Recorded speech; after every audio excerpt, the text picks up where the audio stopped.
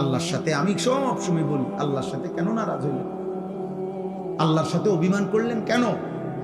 এমন মালিকরে মানুষে ভুল করে কেন? এমন দয়াময় মেহেরবান রবকে ভুলে যায় কেমনে আমরা? তো আল্লাহ তাআলা বলেন, ইনিল কাফিরুনা ইল্লা ফি গুরুর। শোনো, প্রত্যেক নাফরমান বেঈমান মূলত ধোঁকার মধ্যেই আছে। সে মনে করে মদ খায়, জুয়া খেলে, সে মনে করে চুল ফিরে, সে মনে করে মোবাইল আছে, নর্তকী আছে, সে মনে করে জিনা করছে, ব্যভিচার করছে, গাঁজা খাইতেছে, কুট্টা খাইতেছে, বাবা খাইতেছে, সে মনে করতেছে উল্লাস, ধরবার কেউ নাই, ছুঁইবার কেউ নাই, বাধা দিবার কেউ নাই। আল্লাহ বলে না না, প্রতিটা নাফরমান বেঈমান মূলত ধোঁকার মধ্যে আছে। ধোঁকা ধোঁকা ধোঁকা কিসের মধ্যে? ইনিল কাফিরুনা ইল্লা ফি গুরুর। আল্লাহ বলে দুনিয়া তোরে ধোঁকা দিছে নাফরমান, নারী তোকে ধোঁকা দিছে, একটা ছোট্ট মোবাইল তোকে ধোঁকা দিছে, কয়টা অসৎ বন্ধু তোকে ধোঁকা দিয়ে ফেলেছে, মদের আড্ডা তোরে ধোঁকা দিছে, জুয়ার আড্ডা ধোঁকা দিছে, পাথরের মূর্তি তোরে ধোঁকা দিছে, মূর্তি পূজা তোরে ধোঁকা দিয়ে দিছে, একটা বিল্ডিং, একটা দালান, সামান্য কয়টা টাকা, একটা এলাকার সামান্য কুদ্দুর ক্ষমতা তোরে ধোঁকা দিয়ে দিছে। তুই মনে করছো 7 রাজার ধন পাইছো, একদিন ঘুমের থেকে ওইটা দেখে কিচ্ছু নাই, কিচ্ছু নাই। এখানে একটা আয়াত আছে, কুল আরাইতুম ইন আসবাহা মাউকুম গাওরা ফামান ইয়াতিকুম বিমাইন মাইন। আহা, একটা আশ্চর্য কথা বলছে আল্লাহ। বলে এই শোনো, এই তোমাদের এই মাটির একটি নির্দিষ্ট পরিমাণ স্তরে আমি আল্লাহ তাআলা এই পৃথিবীর তোমাদের সবার জন্য ব্যবহারের যত পানি, এগুলো আমি রাখছি।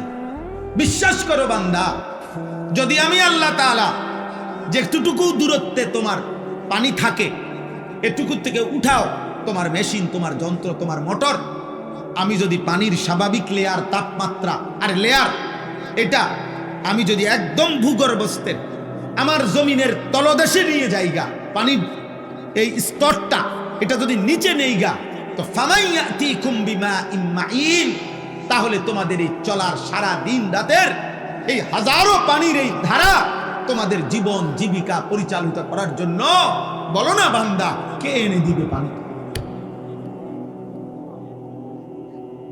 কে এনে দিবে? কি করছো তোমরা বান্দা? গোটা মধ্যপ্রাচ্য বাবা, গোটা আরব বিশ্ব, তাদের পানির এত ক্রাইসিস যে তারা এই পানি, সাগরের লোনা পানিকে তারা শোধন করে এরপরে মানুষের খাবারের পানি, মিঠা পানি তারা মেশিনের মাধ্যমে শোধন করে বানায়।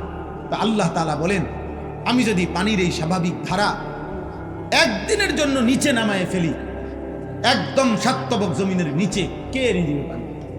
কোন ভোরে, ইন আসবাহা, কোন এক ভোরে।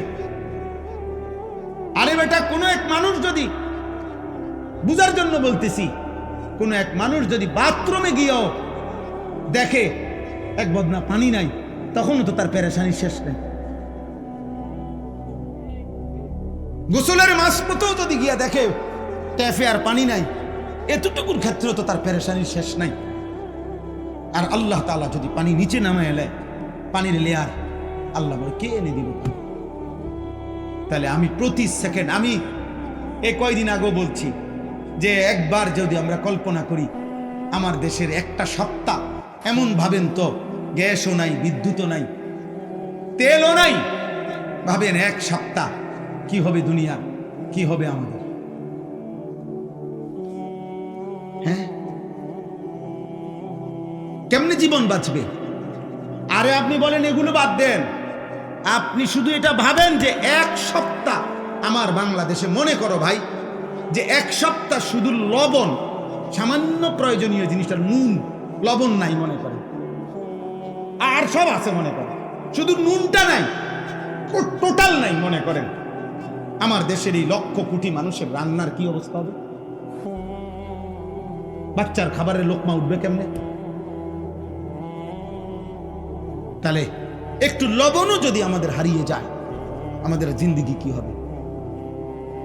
আমাদের যদি হলুদ রসুন, হলুদ পেঁয়াজ যদি সরে যায় কি অবস্থা হবে? তার মানে ছোট্ট থেকে ছোট্ট প্রয়োজনীয় জিনিসটাও আল্লাহ তাআলা স্বাভাবিকভাবে এই পৃথিবীর মধ্যে আমাদের জন্য ব্যবস্থা করছেন। আল্লাহ বলে, বান্দা আমার মতো দয়ালু মেহেরবান তুমি পাইবা কই? এমন মেহেরবান মালিক পাবা কই? আল্লাহ তাআলা এরপরে বলেন, আম্মান হাদাল্লাযী ইয়ারযুকুকুম ইন আমসাকা রিজকাহ বাল লাজ্জু ফি উতুবিন ওয়া নুফুর। আল্লাহ তাআলা বলেন, আবার উদাহরণ দিছে। আল্লাহ তাআলা বলে, বান্দা এই যে প্রতিদিন প্রতি মুহূর্তে আমি তোমাদের যে রিজিক দেই, খাদ্য খাবার পানীয়, ফুল ফল ফসল খাবার, এই যে রিজিক, আল্লাহ বলে যদি একদিন আমি আল্লাহ তোমাদের রিজিক বন্ধ করে দেই, তো আমি আল্লাহকে বাদ দিয়ে তোমাদের কে সে যে তোমাদের মুখে খাবার তুলে দিবে? বলো না ভাই, নওজোয়ান ভাই বলো না। এমন মালিকরে কেমনে সেজদা না করে ঘুমাও? কেমনে ঘুমাও বুঝি না। সারাদিনে মুসলমান এক ওয়াক্ত নামাজ পড়ে না, আমার এটা মাথা ধরে না, আমি এটা বুঝি না। বা মুসলমানের সন্তান এমন নিকৃষ্ট হয় কেন? একটা সেজদা দেয় নাই। মানুষের বাচ্চা এত বড় জানোয়ার হয় কেমনে? আমি বুঝি না। মানুষের ঘরে জন্ম নিয়া এত বড় জানোয়ার এটা কেমনে হইল? হায় হায় হায়। এক কুত্তা সারাদিন কোনো সেজদা না দিয়া শুইয়া গেল রাত 10টায়। এই মানুষ রূপী এই কুত্তাও একটা সেজদা না দিয়া শুইয়া গেল।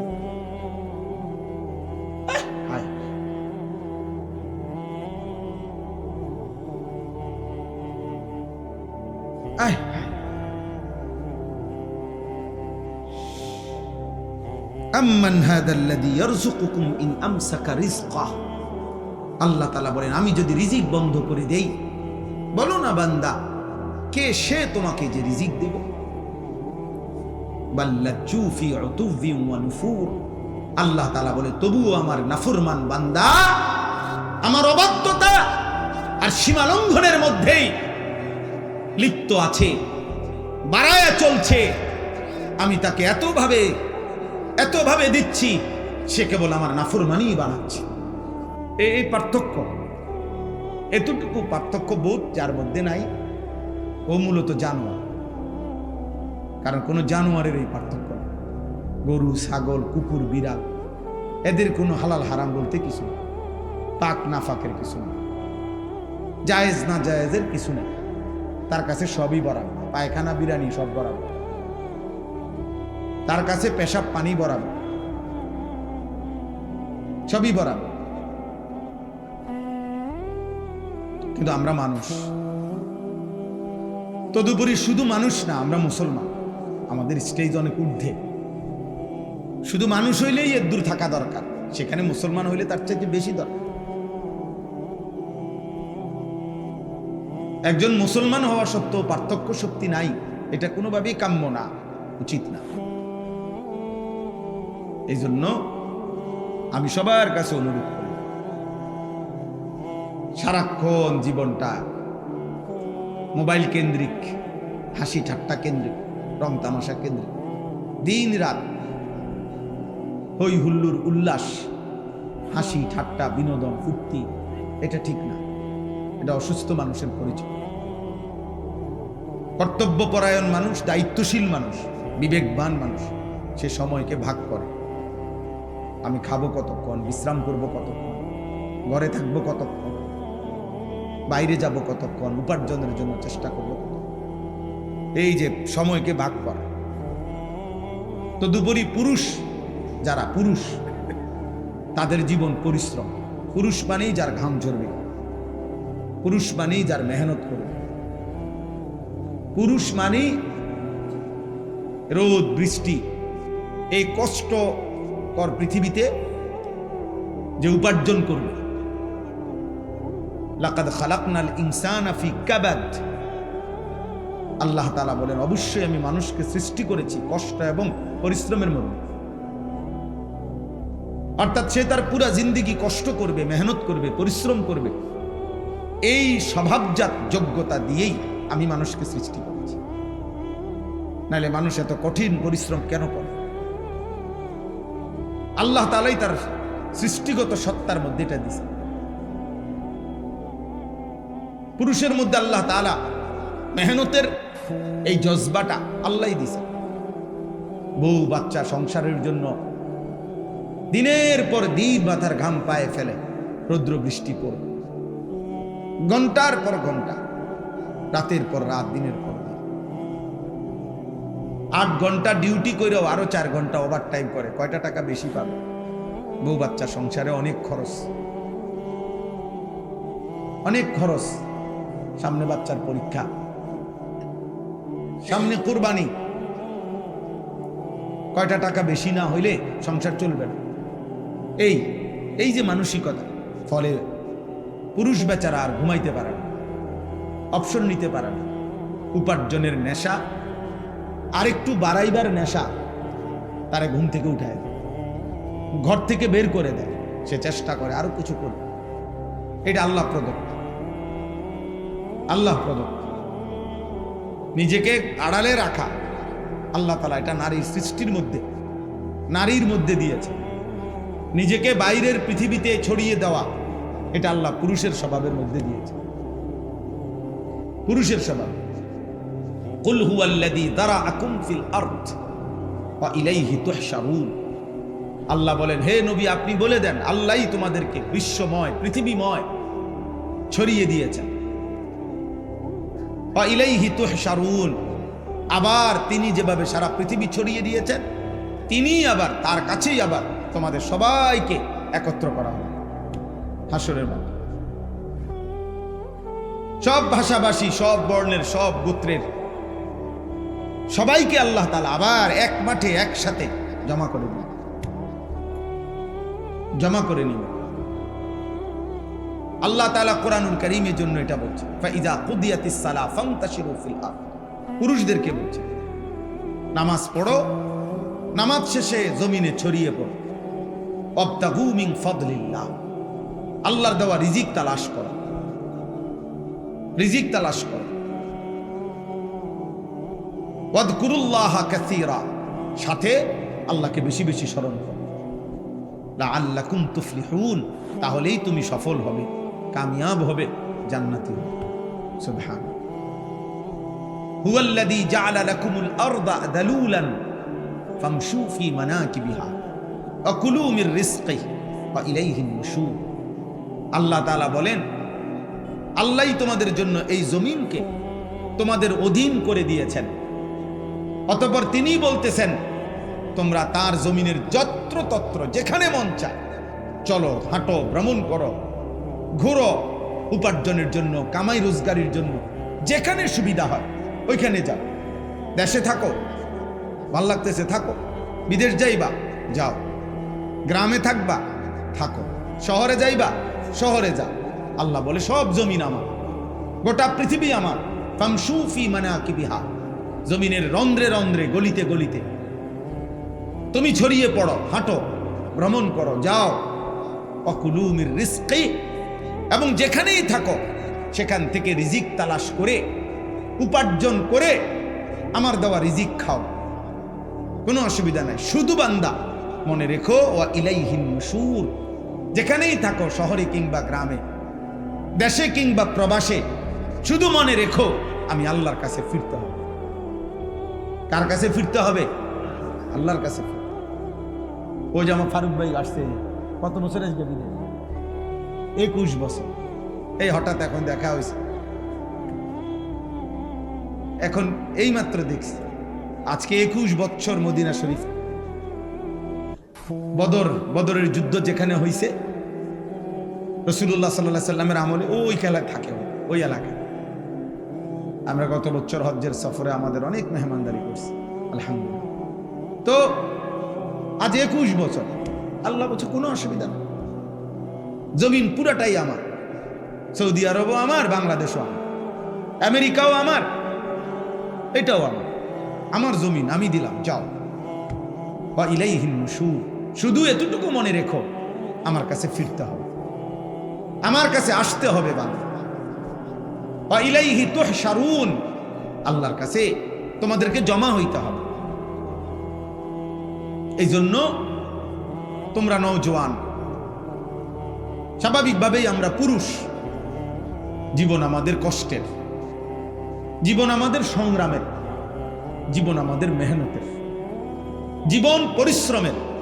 পুরুষ মানুষ অথচ গাফেল, চুল নিয়ে ব্যস্ত। কসম খোদা, এটা নারীর স্বভাব। খোদার কসম, তোর ভিতরে নারীর স্বভাব। তুই কাপুরুষ, বুঝদিল, ভীরু, কাপুরুষ, পুরুষ সম্প্রদায়ের অযোগ্য। পুরুষ মানুষ সারাদিন মোবাইল টিপে, অবসর, বিনোদন, মানে কোনো কাম করে না 8 ঘন্টা 10 ঘন্টা। এটা একেবারেই অপদার্থ, এটা আপাদমস্তক এই সমাজের বোঝা, এই জাতির জন্য এটা বোঝা, এটা একটা আবর্জনা, ডাস্টবিনে ফেলে দেওয়ার মতো। ওরে ধাক্কা দিয়ে এই সমাজ থেকে বের করে দেওয়া উচিত। এমন অলস, এমন অকর্মণ্য। পুরুষ মানেই কঠিন মাটি ভেদ করে উপার্জন করবে। পুরুষ মানেই পাহাড়ের চূড়ায় উঠবে।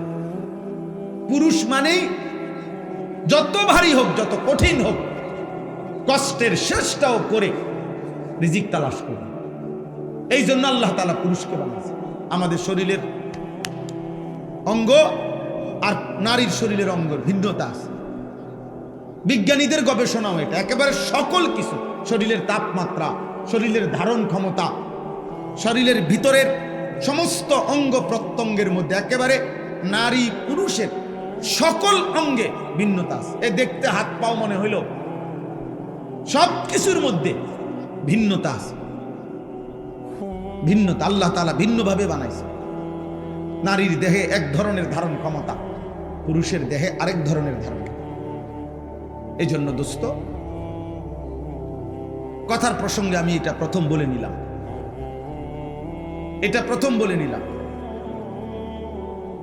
আল্লাহ তাআলা কোরআনুল কারীমের মধ্যে সূরা মুলক, এই সূরা থেকে আমি তেলাওয়াত করেছি, তো ওই সূরারই আয়াত পড়ছি। এটা প্রথম, হুয়াল্লাযী জাআলা লাকুমুল আরদা যালুলান ফামশু ফি মানাকিবিহা ওয়া কুলু মির রিজকিহি ওয়া ইলাইহিন নুশুর। আল্লাহ তাআলা বলেন, মনে রেখো, আমি আল্লাহ এই জমিন পুরাটা আমি দিলাম যালুলান, তোমাদের অধীনস্থ করে, তোমাদের ব্যবহারের উপযোগী করে আমি দিছি। মাটির দিকে তাকায়া দেখো, যেভাবে মাটিটা রাখলে তুমি হাঁটতে পারবা আরামদায়কভাবে, দৌড়তে পারবা, আমি ওভাবে বানাইছি।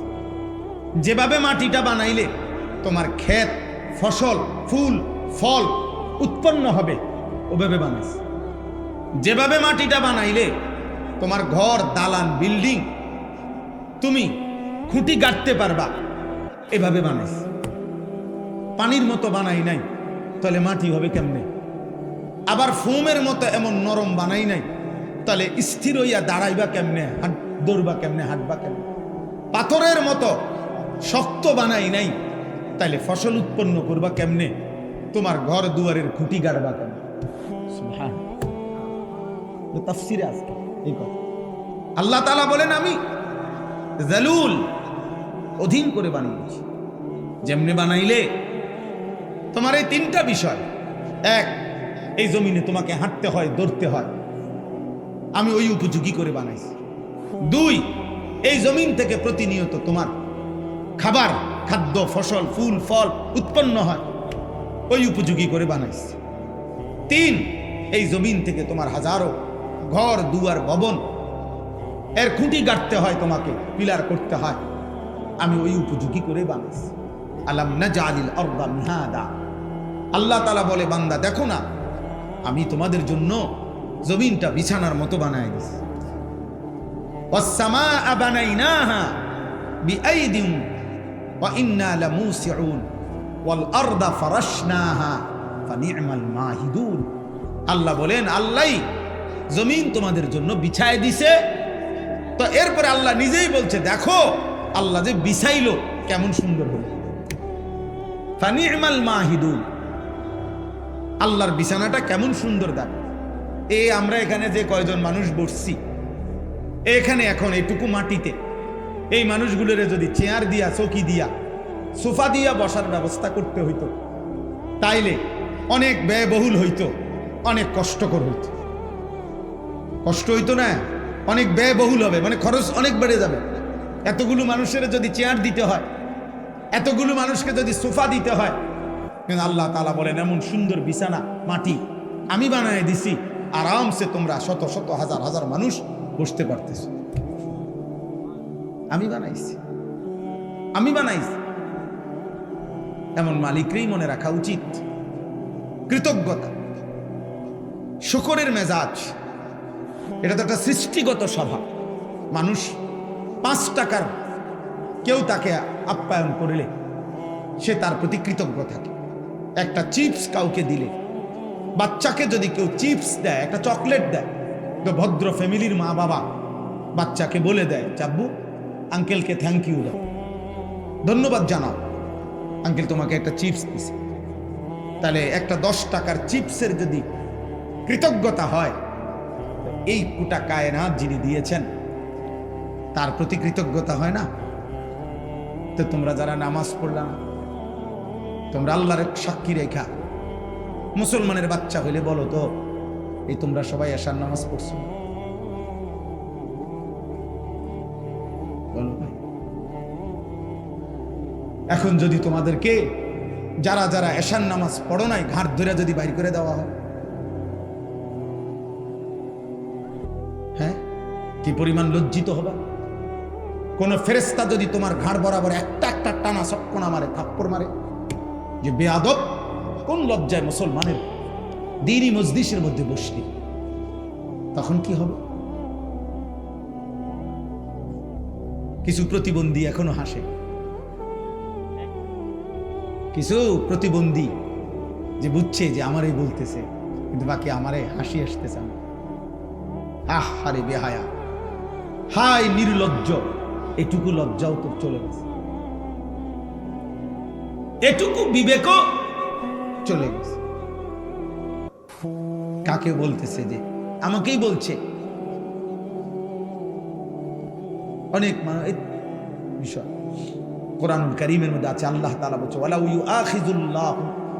ইউআখিযুল্লাহুন নাসা বিমা কাসাবু, আমি আল্লাহ তাআলা যদি প্রত্যেককে তার পাপের কারণে নগদ এই দুনিয়ায় ধরতাম, একটি পাপের শাস্তি পূর্ণ দিতাম, মা তারাকা আলা যাহরিহা মিন দাব্বা, তাহলে আমার জমিনে একটা প্রাণী আমি আল্লাহর 1 সেকেন্ড নাফরমানি করে পরবর্তী সেকেন্ড আর ঘাড়, তোর মতো 16 বছরের নাফরমান যে আল্লাহকে একটা সেজদা দিলি না, তোর মতো এত কম বয়সী নাফরমানকে যদি ফেরেশতা ফাসাতে একটা লাথি মারে, তো তোরে পৃথিবীর ওই প্রান্তে পাঠাই দিবে এক লাথি।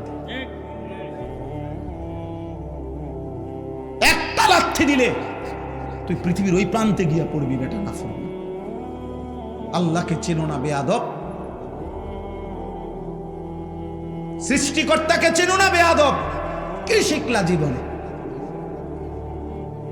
কি শিখলা? কি চিনলা বেটা? থুতু বেটা তোদের কপালে বেটা, বেনামাজি যেগুলা বেনামাজি, তোরা তোদের কপালে থু, থুতু তোদের কপালে বেটা, থুতু।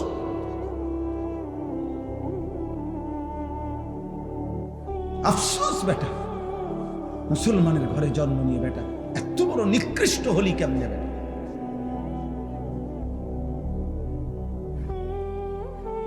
মোবাইলের নর্তকী দেখে কয়জনের ঘরে কোন নর্তকী আসছে?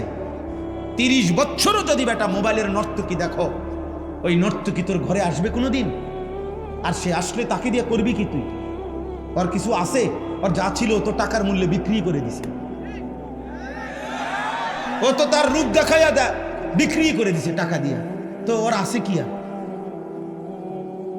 আল্লাহ আমাদেরকে হায়া দান করে।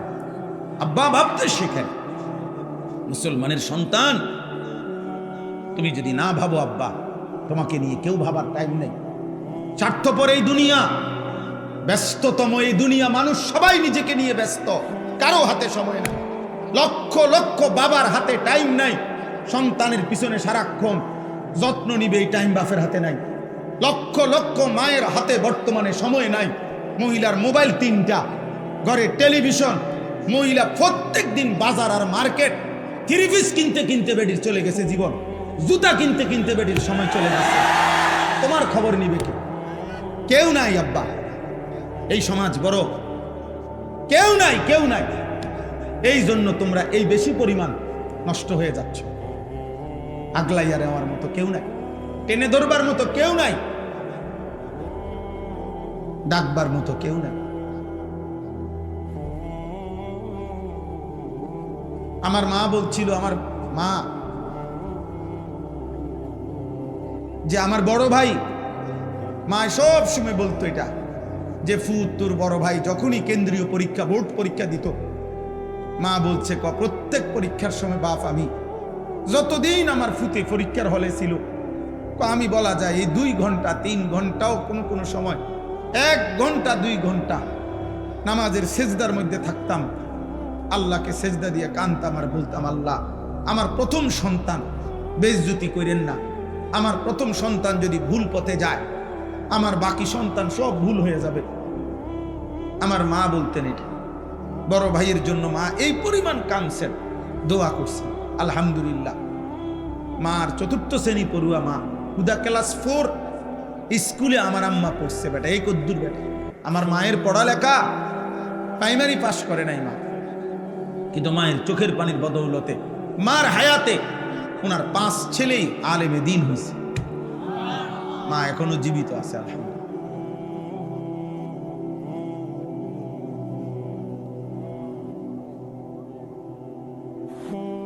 অতএব আল্লাহ তাআলা বলেন, বান্দা ওয়া ইলাইহিন নুশুর, পৃথিবী আমার, জমিন আমার, খাও কোনো মানা নাই, হাজারো আইটেম খাও কোনো সমস্যা নাই বান্দা, উপার্জন করো, রোজগার করো, বাজার করো, ব্যবসা করো, বিদেশ করো, কোনো সমস্যা নাই, ভবন করো, বিল্ডিং করো, কোনো মানা নাই বান্দা। আমি নিষেধ করছি না, সব তো আমি দিলাম, তোমার জন্যই তো দিলাম, তোমাদের জন্যই তো আমি বানাইছি। হুয়াল্লাযী খালাকা লাকুম মা ফিল আরদি জামিআ, আল্লাহ বলেন আল্লাহই তোমাদের জন্য গোটা জমিনের সব সৃষ্টি করেছেন। সাখখারা লাকুম মা ফিস সামাওয়াতি ওয়াল আরদ, আল্লাহ বলে 7 আসমান ও জমিন আমি আল্লাহ তোমাদের অধীনস্থ করে দিয়েছি। এত বড় বিমান, হ্যাঁ, 300 400 500 600 যাত্রী, প্রত্যেকের কমপক্ষে 50-60 কেজি করে মাল, কি পরিমাণ ফুয়েল, তেল, শত শত টন তেল চালাইবার জন্য এগুলা নিয়ে এটা ওড়ে কত উঁচুয়ে, 36,000 ফিট উপরে, 40,000 ফিট উপরে। আল্লাহ তাআলা বলেন বাতাসকে এইভাবে নিয়ন্ত্রণ করে এই বিমান উঠতেছে, এটা আমি আল্লাহ তোমাদের অধীন করেছি। এই হজের সময় এরশাদ ভাই আসছিল, এরশাদ ভাই গত বছর হজ্জের সময় আমার বিবি আমার সাথে হজে গেছে, তো এই যখন বিমান আকাশে উঠতেছে আমার পাশে বসা, আমি শুধু এমনি বললাম আর এই বুঝুনি মানে আসি কদ্দুরুসের বুঝছো, এটা যদি লড়ে সাথে সাথে কইডি কইন না, বেডিক মানুষ না, মহিলা মানুষ তো ভয় পায়, কইডি কইন না, মানে এটা যে কম হে এটাই কাঁপা শুরু করছে, এইগুলো বললেন না, মানে কি ব্যাপার, এটা কি আশ্চর্য ব্যাপার, কত হাজার টন মাল মানুষ ওজন নিয়ে আসে উঠতেছে। আল্লাহ তাআলা বলে বান্দা এটা আমি করেছি। কে করেছে? আওয়ালাম ইয়ারাউ ইলা তাইরি ফাওকাহুম সাফাতিন ওয়া ইয়াকবিদ, আল্লাহ বলে বান্দা আমার এক কুদরত দেখবা, আমার আমি একটা কুদরত তোমারে দেখাই, আকাশের ওই উড়ন্ত পাখি, ওটার দিকে দেখো তো। আল্লাহ বলছে আওয়ালাম ইয়ারাউ, আমার বান্দারা দেখে না, ইলা তাইরি ফাওকাহুম, তাদের মাথার উপরে যে পাখি উঠতেছে ওদেরকে বলেন ওটা দেখতে, দেখলেই ওরা দেখবে এই পাখি এটা শূন্যের মধ্যে বাতাসকে নিয়ন্ত্রণ করে একবার সাফাতিন আরেকবার ওয়ায়াকবিদ, একবার 2 পাখা বাহির কইরা ডানা ছড়াইয়া উঠতে থাকে, আবার এই বাতাসে শূন্যে সে ডানা গুটাইয়া স্থির হয়ে থাকে। আল্লাহ বলে এটা কে করছে? মা ইউমসিকুহুন্না ইল্লার রহমান, আল্লাহ বলেন পাখিকে শূন্যের মধ্যে এভাবে ডানা ছড়িয়ে উঠতে দেওয়া, আবার ডানা গুটাইয়া স্থির করে রাখা, এটা শুধু কেবল আমি আল্লাহ ছাড়া আর কেউ করছে না। কে? মা ইউমসিকুহুন্না ইল্লার রহমান। অথচ একটা পাখির ওজন যদি হয় আধা কেজি, মনে করেন আধা কেজি, এই আধা কেজি ওজনের পাখিটা এই পরিমাণ কোনো মাটি, এই পরিমাণ অন্য কিছু আধা কেজি ওজনের, এইটাই উপরে উড়া দোক, মানে এমনি ফিক্কা দোক, এটা তো বাতাসে থাকবে না, এটা নিচে পড়ে যাবে না, কথা বলে না তো। তাহলে এটা থাকে কেমন? পাখি এটা থাকে কেমন? মা ইউমসিকুহুন্না ইল্লার রহমান। আল্লাহ বলেন বাতাসের মধ্যে ওকে স্থির রাখছে আল্লাহ ছাড়া আর কেউ না। কে বলেন না? আল্লাহ বলে তো আমাকে দেখো, আমার ক্ষমতা দেখো, আমার কুদরত দেখো, আমার শক্তি দেখো। ইন্নাহু বিকুল্লি শাইইন বাসীর। আল্লাহ তাআলা বলেন, আল্লাহ তাআলা সকল বিষয় এই সৃষ্টির প্রত্যেকটা নড়া চড়া তিনি শতভাগ পূর্ণ দৃষ্টিতে দেখতেছেন। কথা বলে না? শতভাগ। এই সৃষ্টির কায়নাতের কোথাও একটা সুতা, কোথাও একটা পাতা নড়ে না আল্লাহ তাআলার নজর এড়িয়ে। আল্লাহর দৃষ্টির বাহিরে এই কায়নাতের কোনো কিছু আছে কি? ইন্নাহু বিকুল্লি শাইইন বাসীর। আল্লাহ তাআলা বলেন, তো যে মালিকের এই ক্ষমতা, ওই মালিকের সাথে যুদ্ধ করছো কেন? নামাজ না পড়ে তুমি কার লগে তেরামি করলা? মেম্বারের লগে, চেয়ারম্যানের লগে। এতে বেয়াদবিটা করলা কার সাথে? তো তুমি উনাকে কি মনে করলা? তুমি উনাকে কি মনে করলা?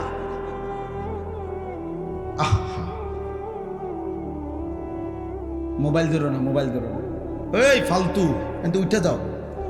এই বেটা, তোমাকে বলছি, এই লাল গেঞ্জিওয়ালা, আবার হাসে ডাইনে বামে, তোমারে বললাম বেটা।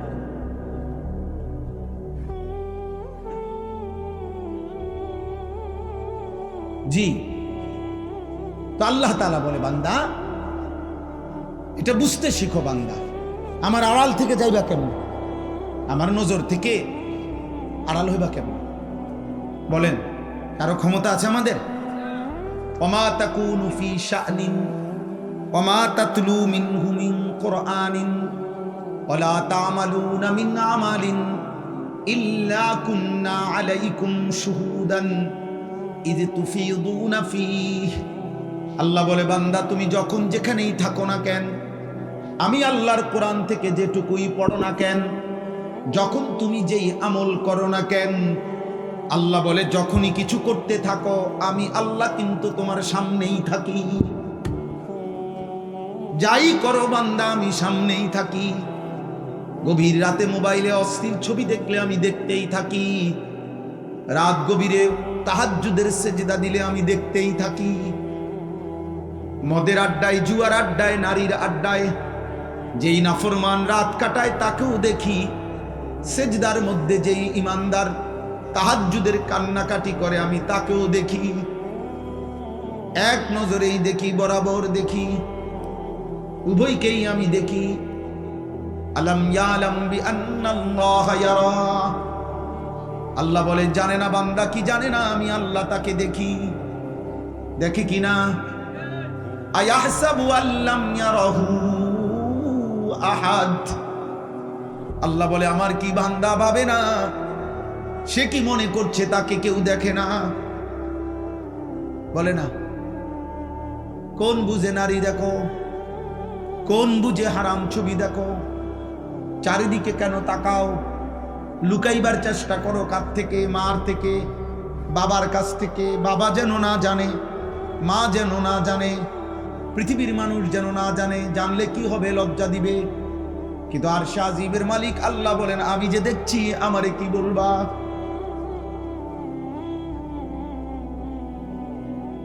দুনিয়ার মা দেখলে থাপ্পড় দিবে, আমি তো জাহান্নামে ফেলে দেব। দুনিয়ার মানুষ জানলে ছি ছি বলবে। রব্বুল আলামিন বলেন, আমি তো নাফরমান, তোকে জাহান্নামে ফেলবো।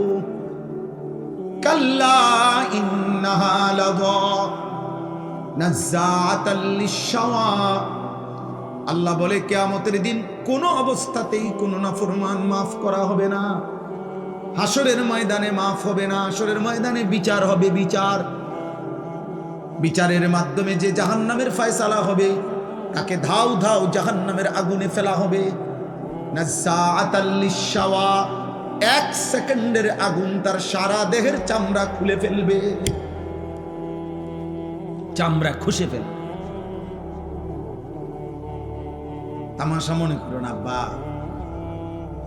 মা হয়তো তোমারে ধরতে পারে নাই, বাপ ধরতে পারে নাই, এই সমাজের কেউ আর তোমার লগে কুলাইতারল না। তোমার অসভ্যতার, তোমার নোংরামি, তোমার বান্দ্রামি, তোমার নোংরা জীবন, নষ্ট জীবনের সামনে হয়তো কেউ পারলো না, কিন্তু আল্লাহ, তার সাথে তুমি পারবা কেন? ওয়ালাকাদ কাযযাবাল্লাযীনা মিন ক্বাবলিহিম ফাকাইফা কানা নাকির।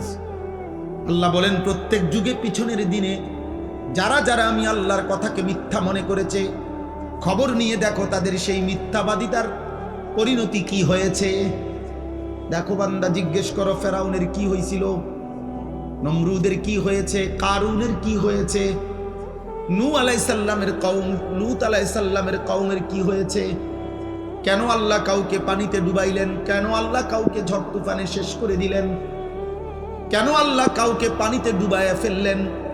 কেন বন্ধু? আল্লাহর নাফরমানি, বলে না? কারণটা কি? আল্লাহ নাফরমানি ছাড়া আর কিছু? কথা বলে না? ফেরাউন ডুবলো কেন? কারুন ধ্বংস হলো কেন? লূত আলাইহিস সালামের কওমকে উল্টায় ফেললো কেন? নূহ আলাইহিস সালামের কওমকে পানিতে ডুবায় ফেললো কেন? গুনাহ, গুনাহ, নাফরমানি, আল্লাহর অবাধ্যতা। তো তুমি তা করে বাঁচবা কেমন?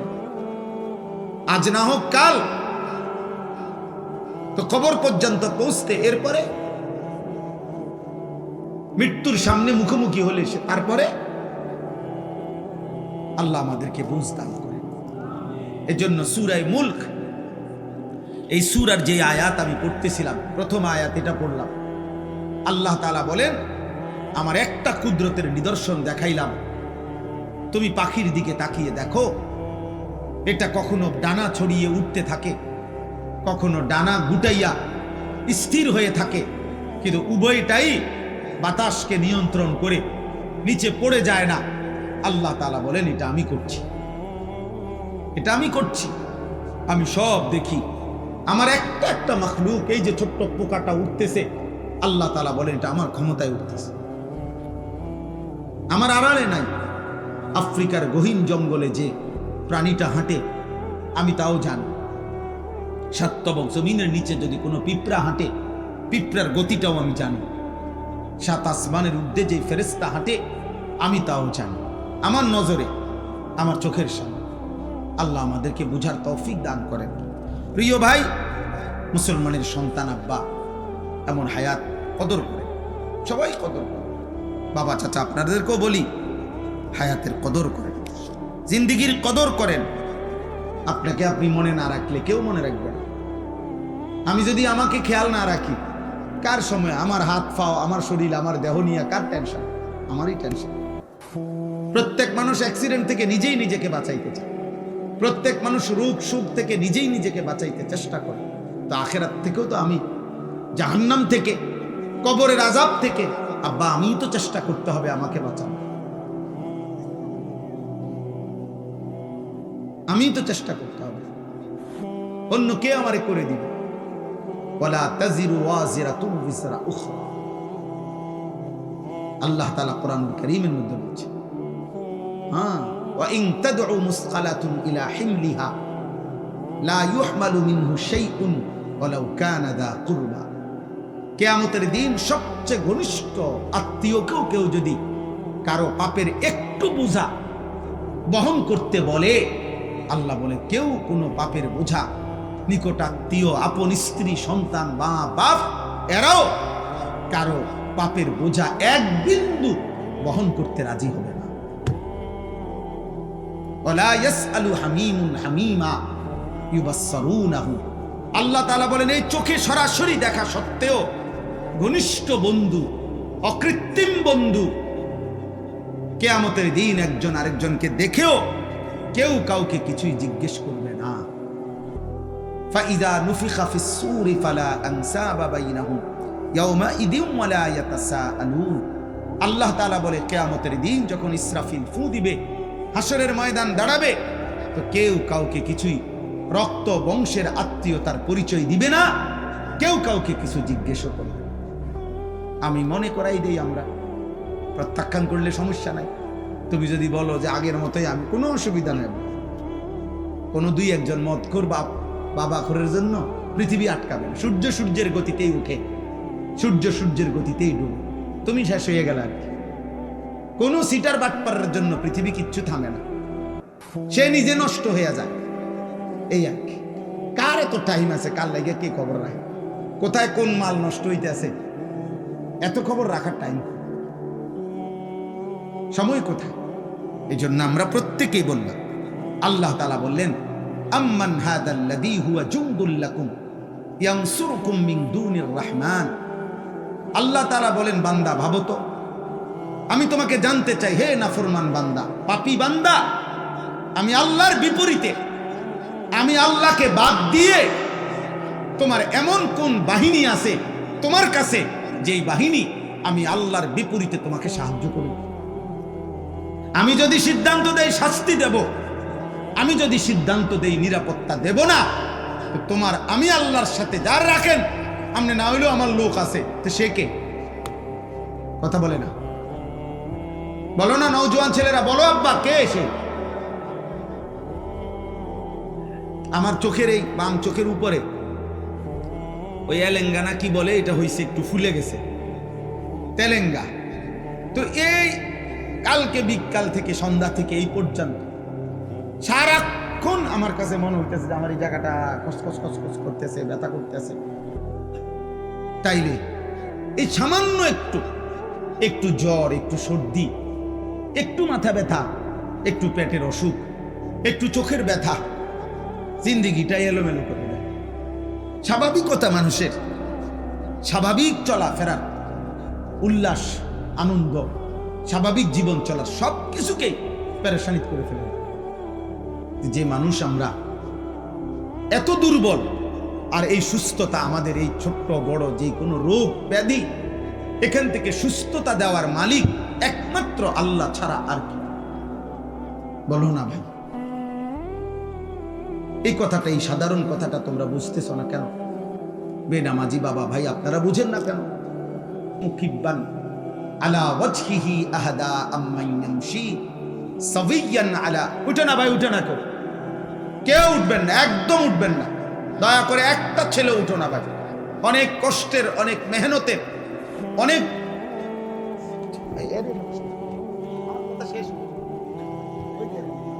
শেষ না না না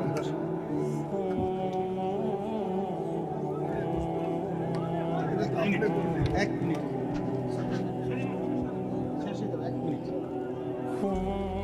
জি থামো ভাই, কথা বলো না, একদম কথা বলো না। আমরা সকলেই বলি আলহামদুলিল্লাহ, সকলেই বলি আলহামদুলিল্লাহ। আমাদের পরম শ্রদ্ধেয়, আমরাও ব্যক্তিগতভাবে যার বয়ান শুনি এবং দিল থেকে আমরা যাকে ভালোবাসি, আলহামদুলিল্লাহ, আমাদের বাংলাদেশের অন্যতম শ্রদ্ধেয় ব্যক্তিত্ব, আলেমে দ্বীন, আমাদের বুজুর্গ মুরব্বী আল্লামা হযরত মাওলানা মুফতি নজরুল ইসলাম কাসেমী দামাত বারাকাতুহুমুল আলিয়া হযরত এসেছেন। সকলেই বলি আলহামদুলিল্লাহ। আমার কথা শেষ ভাই, নওজোয়ান ভাই, মুসলমানের সন্তান, সবার কাছে এটা কথা বলা, হযরত সব সময় কাইদা কাইদা দরদ দিয়া, হৃদয়ের আবেগ দিয়া বলে, সব সময় হায় হায় এক শব্দ উচ্চারণ করলেই ভাল লাগে। তো এই নওজোয়ান, এই কিশোর যুবক সমাজ, প্রিয় ভাই, তোমাদের কাছে আমার এই শেষ কথা আবারও বলছি, মনে রাখতে হবে, নষ্ট জিনিস, আবর্জনা মানুষ ফেলে দেয়, নষ্ট জিনিস, পচা জিনিস, আবর্জনা মানুষ যত্ন করে রাখে না। অতএব তুমি যদি নারী ছবি অশ্লীল দৃশ্য, বেহায়াপনা, অসভ্যতার মাধ্যমে নিজেকে নষ্ট করে দাও, চরিত্রহীন যুবক, এই সমাজের কেউ তোমারে ভাববে না, টেনে আনবে না, একদিন নিজেই নিজে হারায় যাইবা। পৃথিবী কোনোদিন মনেও রাখবে না। আর আসমানওয়ালা রব হাসরের ময়দানে বলবে, ফাযুকু বিমা নাসিতুম লিকা ইয়াউমিকুম হাদা ইন্না নাসিনাকুম। নাফরমান, সেদিন দুনিয়ায় তুমি আমারে ভুলে গিয়েছিলে, আজ হাসরের ময়দানে আমি আল্লাহ তোকে ভুলে গেলাম। যা, কাযালিকা আতাতকা আয়াতুনা ফানাসিতাহা ফাকাযালিকাল ইয়াউমা তুনসা। সেদিন দুনিয়াতে তুমি আমার কোরআন ভুলে গিয়েছিলে, আজ আখিরাতে আমি আল্লাহ তোমাকে ভুলে গেলাম। তো আখিরাতে আল্লাহ ভুলে গেলে মালিক যদি মুখ ফিরায় নেয়, আমারে আর তোমারে বাঁচাবে কে? আমারে আর তোমারে উদ্ধার করবে কে? অতএব দয়া করে হাত জোড় করে সব ছেলে পেলে সবার কাছে অনুরোধ, হযরত যতক্ষণ বয়ান করে সকলেই ইনশাআল্লাহ মনোযোগ দিয়ে বসবা। বলো ইনশাআল্লাহ। আল্লাহ তাআলা তৌফিক দান করেন। প্রিয় ভাই, আল্লাহর দিকে ফিরো, 5 ওয়াক্ত নামাজ পড়ো, ফজরের নামাজ পড়ো, নারীর আসক্তি, মোবাইলের আসক্তি, মদ, জুয়া, জিনা, ব্যভিচার, গান বাদ্য থেকে নিজেকে হেফাজত করো। আল্লাহ আমাকে, আমাদের সকলকে তৌফিক দান করেন। আমিন। সুবহানাল্লাহি ওয়া বিহামদিহি।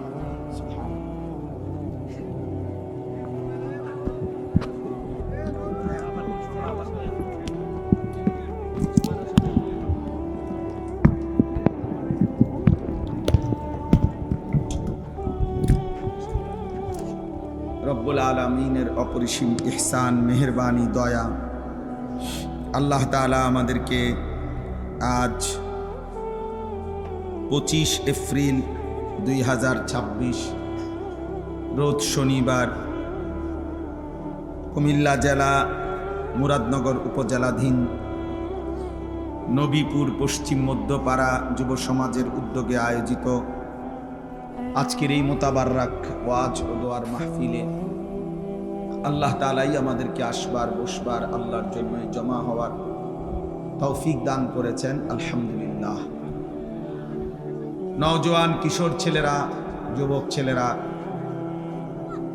তোমাদের কাছে আমার বিশেষ আদেশ, অনুরোধ, তোমরা দয়া করে ভিতরে এসে বসো। একটা ছেলেও বা একজনও দাঁড়ায় থাকো না। আমি আদেশ করলাম এটা। যদি বসতে রাজি না থাকো, ভাইয়া চলে যাও, দয়া করে এখান থেকে চলে গেলে ভালো। যদি কেউ বসতে রাজি না থাকে, স্বেচ্ছাসেবক ভাই তোমরা পরে চলে যেতে বলো, যে ভাইয়া আপনার কাজ থাকতে পারে, আপনি আপনার কাজে যান। আর নাই তো সকলকেই বসাইতে হবে। এখনো আলহামদুলিল্লাহ যথেষ্ট পরিমাণ, এটা পুরা ব্রিক ফিল্ড, কাজে এখানে হাজার হাজার মানুষ বসলেও কোনো সমস্যা নেই, একদম সবাইকে বসা। 2 নাম্বার কথা হলো, ছেলেরা বাবা দয়া করে হাতে মোবাইলগুলো সবগুলো বন্ধ করে দাও। দোস্ত, আমি দমক দেব, আমার মেজাজ গরম, আমার এটা বদভ্যাসও হইতে পারে ভাই, আমার দোষ হইতে পারে, কিন্তু আমি সর্বোচ্চ ধমক দেব। হাতে মোবাইল ধরে একজনও ভিডিও বা রেকর্ড করবা না, আমি স্পষ্ট নিষেধ করলাম ভাই। এরপরে আমি যারে দেখবো তারে বাইর করে দেব, সাফ কথা। নিজের থেকে চলে গেলে আরো ভালো, আলহামদুলিল্লাহ। প্রয়োজনে হ্যাঁ স্বেচ্ছাসেবকরে বলবো তোমারে আগায় দিতে। এই জন্য আমি আর যেন একজনকেও না দেখি। দরজা না খুলাইলে না শুনলেই ভালো। যার যেটা ইচ্ছা সেটাই করুন, অসুবিধা কি? প্রত্যেক মাহফিলেই শ্রোতারা 2 ধরনের হয়, কিছু বুট, বাদাম, চটকুটি, পেঁয়াজ, আলুর চপ, এই ফালতু কাজেই শেষ করে দেয়। কিছু আল্লাহর বান্দা আছে মনোযোগ দিয়ে আল্লাহর কথা শুনে। এটা সব সময় চিরাচরিত, আজকে বছরের পর বছর আমরা এটা দেখে আসতেছি, এটাই নিয়ম। কোরআনুল কারীমের মধ্যে আছে, আল্লাহ তাআলা বলছেন আমাদের নবী সাল্লাল্লাহু আলাইহি ওয়াসাল্লামকে, ফাযাক্কির ইন্নামা আনতা মুযাক্কির, হে নবী আপনি বারবার উপদেশ দিতে থাকেন, বলতে থাকেন, আর আপনি হচ্ছেন উপদেশদাতা। লাস্তা আলাইহিম বিমুসাইতির, আপনি শাসক নন, আপনি কোনো তাদের উপরে, আমার বান্দাদের উপরে মালিক না যে আপনি বলবেন কালেমা গ্রহণ না করলে কল্লা ফালাই দেবো, ফাঁসি দিয়ে দেবো, এমন কিছু বলার অধিকার আপনার নাই। আপনার দায়িত্ব উপদেশ দাও, আপনার দায়িত্ব শতভাগ আন্তরিকতা নিয়ে বলতে থাকা, বারবার বলা। ফাদাক্কির অর্থ বারবার বলা।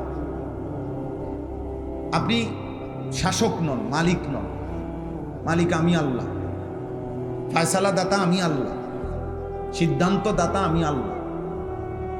অতএব আমাদের জিম্মাদারি এটা বলা, সর্বোচ্চ গুরুত্ব দিয়ে, হৃদয়ের আবেগ দিয়ে, সর্বোচ্চ প্রেসার দিয়ে, মহব্বত দিয়ে, যেমনি সম্ভব বলা, চেষ্টা করা, বুঝাবার। বাকি ফয়সালা আল্লাহর হাতে, ফয়সালা আল্লাহর হাতে। আমি অনেক সময়, আমি জীবনেও এটা মানি না, অনেক সময় অনেকে বলে যে হুজুর তার মেধা কম। না, আমি এটা কখনোই মানি না। মেধা কখনোই কম হয় না, বরং কার কতক্ষণ পড়লে মুখস্থ হবে এটা তো আল্লাহর ফয়সালা। মেধা কম আপনি কেমনি বুঝছেন? ওই 10 বার পড়লে মুখস্থ হয়, এই 20 বার পড়লে মুখস্থ হয়। তো 10 বার পড়াওয়ালার তা মেধা বেশি, এইটা আপনি কেমনি ফয়সালা নিবেন? আরেকজন যে 2 বার পড়লেই মুখস্থ হয়, তো তার চাইতে তো আবার এর মেধা কম। তাহলে এইটা কোনো কথা না, বরং আল্লাহ তাআলার ফয়সালা। কে কখন বুঝবে, কতটুকু বুঝবে, কতটুকু আত্মস্থ করবে, তো আল্লাহ তাআলার ফয়সালা। এই জন্য দোস্ত, আমাদের জিম্মাদারি আন্তরিকতা নিয়ে বলা, আপনাদের জিম্মাদারি আন্তরিকতা নিয়ে শোনা, আল্লাহর কথার প্রতি আন্তরিক হওয়া। আমার মতো বক্তা না, এমন 1 কোটি বাংলাদেশের না, সারা পৃথিবীর সবচেয়ে ভাইরাল বক্তা, সবচেয়ে বড় বক্তা বাংলাদেশের যদি হয়, সারা বিশ্বেরও যদি হয়, এরকম যদি 1 লক্ষ বক্তা একত্র হয়, তার চাইতো কোরআনুল কারীমের 1 শব্দের তেলাওয়াতের দাম অনেক বেশি, অনেক বেশি, অনেক বেশি, অনেক বেশি, অনেক বেশি। কতটুকু বেশি এটা আন্দাজ করে বলার মতো সক্ষমতা আমার নাই। তাহলে এই কারি সাহেব কোরআনুল কারীম তেলাওয়াত করতেছে, এই জন্য আমি রাগ হয়ে গেছি ওই ভাইয়ের। বেচারা হয়তো আবেগেই করছে, বুঝে নাই। কিন্তু এটা কোনোভাবেই সাধারণ বিবেকেও, সাধারণ কমন সেন্সও এটা হইতে পারে না। এরকম বক্তা সত্তা আল্লাহর কোরআনের তেলাওয়াতের সামনে 2-4-10 হাজারেরও কোনো বেল নেই। আল্লাহর কোরআন দাম, কোরআনুল কারীম সবকিছুর ঊর্ধ্বে। 1 সাগর পানি যদি কোথাও প্রবাহিত হয়, আটলান্টিক মহাসাগরের পানি, 1 ফোঁটা তেল যদি আটলান্টিক মহাসাগরের উপরেও ছেড়ে দেয়, তো ঢেউ যত বড়ই হোক, নিয়ম হলো তেলটা উপরেই থাকে। তৈলাক্ত অবস্থাটা, মানে এটা নিচে যায় না। তাহলে এই পৃথিবীর যত আওয়াজ, যত সুর, যত কণ্ঠ, যত চিৎকার, যত হুঙ্কার, যতই হোক, সব একত্র করলেও কোরআনুল কারীমের অক্ষর তার ঊর্ধ্বে। কোরআন শীর্ষে, কোরআনুল কারীম সবার উচ্চে। এজন্য ছেলেরা, বাবা, নওজোয়ান, তোমাদেরও বোঝা উচিত, একটি ওয়াজ, একটি মাহফিল, একটি ফাইজলামির জায়গা না। কোনোভাবেই যদি তুমি ফাইজলামি ছাড়তে না পারো, তুমি অন্য কোথাও করলে ভালো। সব জায়গায় বেয়াদবি করতে নাই। আল্লাহর ঘর মসজিদ, দ্বীনি মজমা, আল্লাহর ঘর কাবা, রাসূলুল্লাহ সাল্লাল্লাহু আলাইহি ওয়াসাল্লামের রওজা, এরকম বরকতময় কোনো জায়গায় সবখানেই ফাইজলামি করতে নেই। এই জন্য অনেক ছেলে আছো তোমরা, এই সর্বত্রই মনে করো সব সময়টাই হাসি ঠাট্টা, হই হুল্লোড়, রং তামাশা, ফাইজলামি, বান্দরামি, সব জায়গায় একই রকম। ঘরে যা, বাহিরেও তা, মাহফিলও যা, বাজারেও তা, এক রকম। না রে বাপ, এটা ঠিক না। কমপক্ষে এতটুকু উপলব্ধি থাকা উচিত যে আমি এখন কোথায় আছি। আসহাবুত তামিজ এটা অনেক বড় নিয়ম, মানে পার্থক্য শক্তি থাকা, এটা বুঝা আর কি, যে কোনটা হালাল কোনটা হারাম, কোনটা উচিত কোনটা অনুচিত, কোনটা জায়েজ কোনটা না জায়েজ, কোনটা পাক কোনটা না পাক, কোনটা সঠিক কোনটা ব্যাঠিক, কোনটা ন্যায় কোনটা অন্যায়, কোনটা উচিত কোনটা অনুচিত। এতটুকু বুঝ, দিমাগ থাকা, বিবেক থাকা, বোধ থাকা, বিবেচনা বোধ থাকা একজন সুস্থ স্বাভাবিক মানুষ হওয়ার জন্য কমপক্ষে এটুকু জরুরি। যার কাছে পেশাব পানি ভিন্ন মনে হবে, যার কাছে পায়খানা বিরানি ভিন্ন মনে হবে, যার নাকে পেশাবের দুর্গন্ধ লাগবে, যার নাকে পানির পবিত্রতাও মনে হবে, এটা বুঝে সে আলাদা। পেশাব পানি বরাবর না। মদ